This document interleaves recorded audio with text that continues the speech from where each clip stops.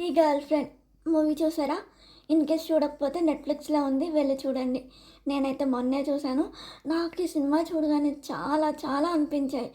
And నాకు మెయిన్‌గా ఒకటి అనిపించింది ఏంటంటే, మన పేరెంట్స్ వాళ్ళ పార్ట్నర్‌ని ఎలా ట్రీట్ చేస్తే, మనం కూడా మన పార్ట్నర్‌ని అలానే ట్రీట్ చేస్తాం. అది గుడ్ అయినా, బ్యాడ్ అయినా ఏదైనా సరే. ఆ ఇంపాక్ట్ మన పార్ట్నర్ మీద పడుతుంది. సో, మన పేరెంట్స్ ఎట్లా ఉన్నదనేది కాదు. మనకి తెలుసు కదా! మంచేటో, చెడేటో. సొసైటీ మారింది కదా! మనం కూడా మారాలి కదా!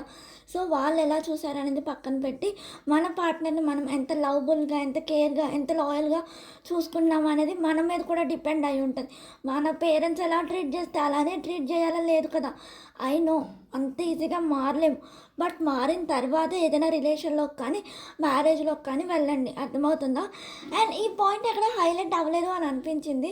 ఐ డోంట్ నో అయిందో లేదో.